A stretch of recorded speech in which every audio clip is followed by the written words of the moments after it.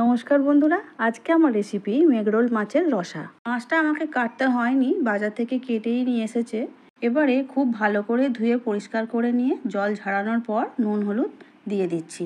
নুন হলুদ মাখিয়ে 5 মিনিট আমি রেখে দেব, তারপরে ভেজে নেব।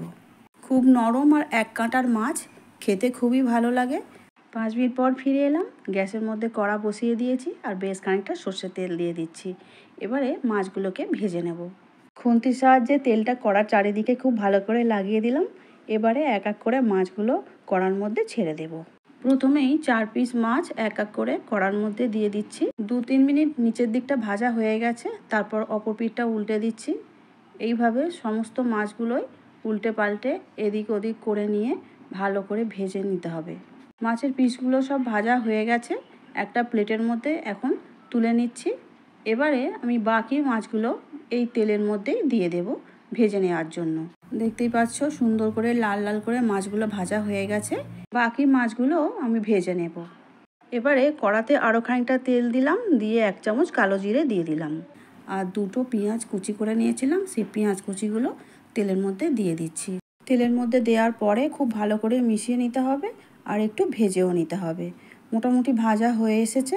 এর মধ্যে আমি দিয়ে দেব আদা, রসুন আর কাঁচা লঙ্কা একসঙ্গে পেস্ট করে নিয়েছিলাম, সেই পেস্টটা দিয়ে দিচ্ছি। এবারে সব কিছু একসঙ্গে খুব ভালো করে মিশিয়ে নিয়ে আবারও কষে নেব। পেঁয়াজ, আদা, রসুন খুব ভালো করে কষা মোটামুটি হয়েই গেছে। এবারে টমেটো কুচিগুলো দিয়ে দিলাম। টমেটো কুচি দেওয়ার পরে আবারও একটু ভালো করে ভেজে নিলাম। তারপরে অল্প একটু জল কড়ার মধ্যে দিয়ে হলুদ গুঁড়ো আর লঙ্কা গুঁড়ো দিয়ে দিচ্ছি। হলুদ গুঁড়ো 1 চামচ আর লঙ্কা গুঁড়ো 2 চামচ দিয়ে খুব ভালো করে আবারও একসঙ্গে সব মিশিয়ে কষে নেব। কষার সময় দিয়ে দিলাম পরিমাণ মতো নুনটা। নুন দিয়ে আবারও খুব ভালো করে মিশিয়ে কষতে হবে। আবারও 2 মিনিট খুব ভালো করে কষে নিয়েছি। এবারে দিয়ে দিলাম পরিমাণ মতো জল। জল দিয়ে খুব ভালো করে আবারও সমস্ত কিছু একসঙ্গে মিশিয়ে নিলাম। এবারে ঝোলটা ফুটে উঠলে মাছগুলোকে তুলে দিচ্ছি। বাকি যে মাছ ভেজেছিলাম সেই মাছের কিছু মাছ এই ঝোলের মধ্যে দিয়ে দিলাম। এবারে খুব ভালো করে ফুটিয়ে নেব আর ঝোলটাকে অনেকটাই মেরে নিতে হবে। 10 মিনিট রান্নাটা করে নিয়েছি আর ঝোল অনেকটাই কমে এসেছে, দেখতেই পাচ্ছ।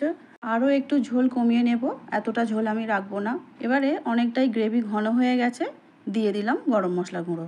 এই মাছের তো খুব একটা ঝোল ভালো লাগে না খেতে, সেই জন্য চেষ্টা করলাম একটু ঘন করে নিতে। গ্রেভিটা অনেকটাই ঘন হয়ে গেছে। এবারে চাপা দিয়ে আমি রেখে দেবো আরও 5 মিনিট। 5 মিনিট পর ফিরে এলাম। দেখতেই পাচ্ছ কত সুন্দর কালার হয়েছে আর দেখতেও ভালো হয়েছে। এবারে একটা সার্ভিং প্লেটের মধ্যে তুলে নিচ্ছি। মেঘরোল মাছের কালিয়া একদম রেডি হয়ে গেছে, আমি প্লেটের মধ্যে তুলে নিচ্ছি। সত্যি কথা বলতে বন্ধুরা, এই মাছের কালিয়া যদি এইভাবে বানানো যায়, অন্য কোনো তরকারির প্রয়োজন হবে না, শুধু এই মাছ দিয়েই ভাত খাওয়া হয়ে যাবে। ভিডিওটা ভালো লাগলে লাইক, শেয়ার, সাবস্ক্রাইব করার অনুরোধ রইল। ফেসবুক পেজ থেকে দেখছো যারা, পেজটিকে ফলো করে দিও প্লিজ। পুরো ভিডিওটা দেখার জন্য অসংখ্য ধন্যবাদ।